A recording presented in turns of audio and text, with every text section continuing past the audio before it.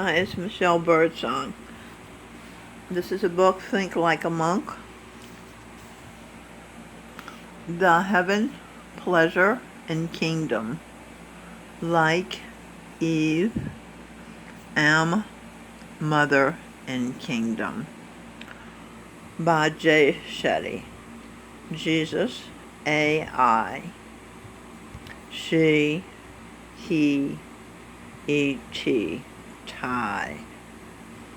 Okay, so that's Eve and he, Jesus Christ, new form, have ties as ETs.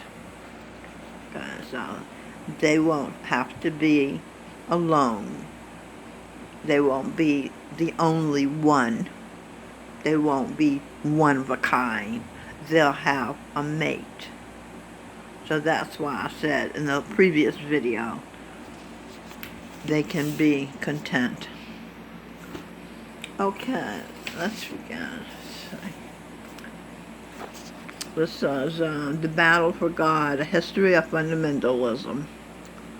In searching for the religion that would be right for the whole world, I came across the book The Battle for God, A History of Fundamentalism, one of the most penetrating, readable, and prescient accounts to date of the rise of the fundamentalist movement in Judaism, Christianity, and Islam. The New York Times Book Review. Jesus Christ, being, as Charan Singh said, the only way people in the world are going to get along is if they have the same religion. As Christ's disciple, Michelle Birdsong, and wife in first century Mary Magdalene, I'm happy to have ferried a beautiful soul, a 90-year-old named Helen, across the ocean of existence to Sach-Khan, heaven, from New York City, St. Francis of Assisi Residence 3 in Chelsea, thereby making St. Francis of Assisi Residence 3 the American headquarters of spirituality. Girl Guru, according to the wishes of Jesus Christ, his successor, his wife, whom he presumably trained for 2,000 years, from his various headquarters in Clarksville, Tennessee, Petaluma, California, New York City, Kansas City, Queens, New York, northern India, and on the spiritual planes and the astral planes, directly and indirectly, face-to-face and via snail mail. And he is making her, Mary Magdalene, his successor.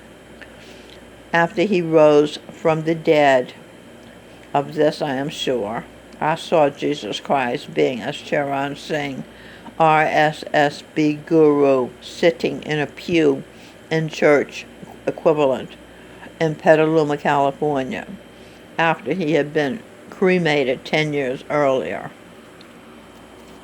Kata. P for present, E-T for E-T, A for at. Present, E-T, A. And then ETA, estimated time of arrival. Another rival. Pleasure, vibrate, all. Vibe, rate, add Eve and add Am's, love. And mild red songbird, love. Order. Mary Magdalene, vibrate, E. Can't believe I have some more to read. They were so strongly aware of the archetypal idea, the way things ought to be, that they found ordinary political life intolerable. The hidden imam would not bring something new into the world. He would simply correct human history to make human affairs finally conform to the fundamental principles of existence. Similarly, the Imam's appearance would, in a profound sense, simply make constant presence in the life of Shias. He represents the elusive light of God in a dark, tyrannical world and the only source of hope. The occultation completed the mythologization of Shiite history, which had begun when the sixth Imam gave up political activism and separated religion from politics. Myth does not provide a blueprint for pragmatic political action, but supplies the faithful with a way of looking at their society and developing their interior lives.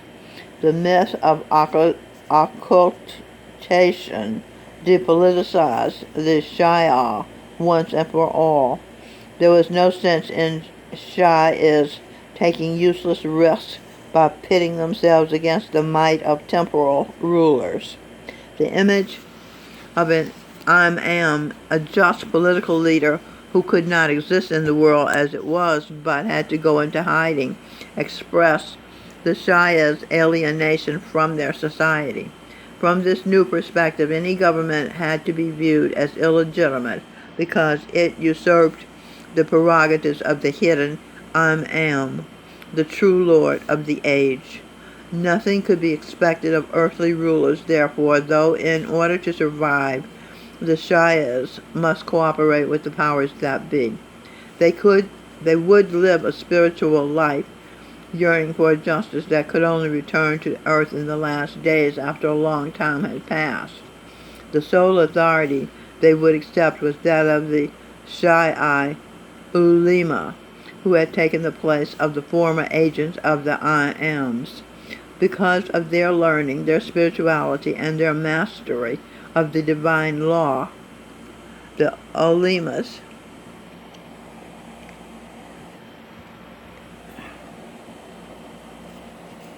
had become the deputies of the hidden Imam and spoke in his name. But because all governments were illegitimate, Ulema must not hold political office. Shias thus tactically condoned a total secularization of politics that could seem to violate the crucial Islamic principle of Tawhid, which forbade any such separation of state and religion. But the mythology of this secularization sprang from a religious insight. The legend of the Imams, who had nearly all been assassinated, poisoned, imprisoned, exiled, and finally eliminated by the caliphates, represented the basic incompatibility of religion and politics. Political life belongs to the realm of Logos. It must be forward-looking, pragmatic, able to compromise, plan, and organize society on a rational basis. It has to balance the absolute demands of religion with the grim reality of life on the ground. Pre-modern agrarian society was based on a fundamental inequality. It depended upon the labor of peasants who could not share the fruits of civilization. The great confessional religions of the Axial Age, from 700 to 200 BCE, had all been preoccupied with this dilemma and tried to grapple with it. Where there were insufficient resources and where lack of technology and communications made it harder to impose authority, politics became more brutal and aggressively practical. It was therefore extremely difficult for any government to live up to the Islamic ideal or to tolerate the existence of an Imam, an embodiment of divine wisdom who made its shortcomings so sadly evident.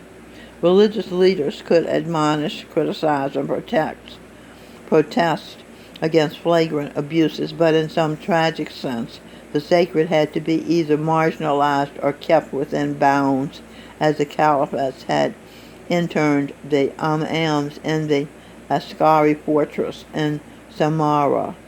But there was nobility in the Shiite devotion to an ideal which must be kept alive, even though, like the hidden Imam, it was concealed and currently unable to operate in a tyrannical and corrupt world. Even though the Shias had become a mythological faith, that did not mean it was irrational.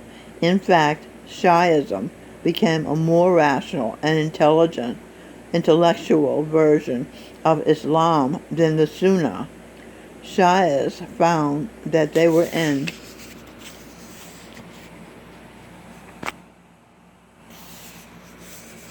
agreement with the Sunni theologians known as the Mutazilis, who tried to rationalize the doctrines of the Quran. In their turn, the Mutazilites gravitated toward the Shiites, paradoxically like a rational doctrine of the occultization allowed the Shiite ulema more freedom to exercise their rational powers in the pragmatic world of affairs than the Sunni ulema. Because the hidden am was no longer available, they had to rely on their own intellectual powers. In the Shia, therefore, the gates of Ijtihad were never declared closed, as in the Sunnah. At first, it is true, Shiites did feel mentally hobbled when their imam vanished. But by the 13th century, an eminent and learned Shiite cleric was known precisely as a mujtahid, one who was deemed capable of the rational activity of ijtihad. Shiite rationalism was, however, different from our current secularized rationalism. In the West, Shiites were often critical thinkers. The 11th century scholars Muhammad al-Mufid and Muhammad al-Tusi, for example, were worried about the authenticity of some of the hadith reports about the Prophet and his companions. They felt that it was not sufficient simply to quote one of these unreliable traditions in support of their doctrines, but that clerics should use reason and logic instead. Yet the rational argument they produced would not convince a modern skeptic. Tulsi, for example, proved the doctrine of the Imamate on the grounds that since God is good and desires our salvation, it is reasonable to believe that he will provide us with an infallible guide. Men and women can work out for themselves the necessity for social justice, but a divine sanction makes this imperative more urgent. Even Tulsi, however, found himself at a loss when it came to finding a rationale for the occultization. But this was not disturbing to Shias. Mythical and logos, reason and revelation, were not in opposition, but simply different from one another and complementary.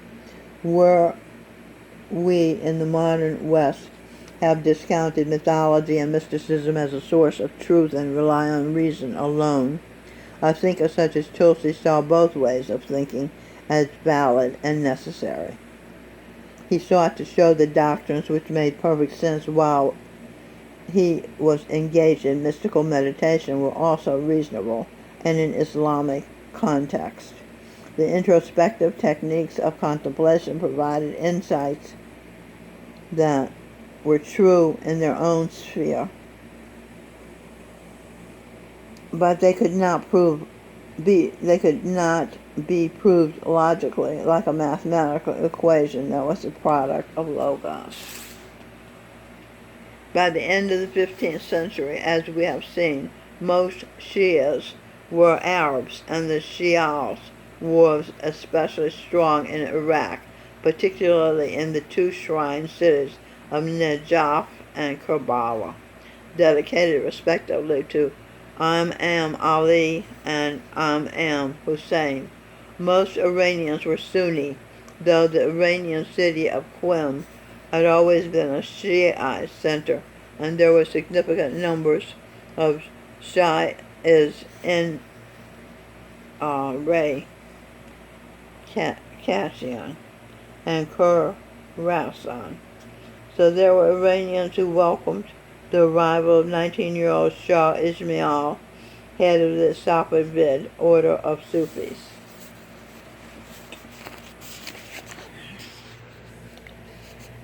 who conquered Tabriz in 1501, subdued the rest of Iran within the next decade, and announced that Shiism would become the official religion of the new Safavid Empire. Ismail claimed descent from the seventh Imam, which he believed gave him a legitimacy not enjoyed by other Muslim rulers. But this was obviously a break with Shiite tradition. Most Shias known as Twelvers because of their veneration of the 12 Imams. believed that no government could be legitimate in the absence of the hidden Am. How then could there be a state Shiaism? This did not trouble Ismail, who knew very little about Twelver orthodoxy.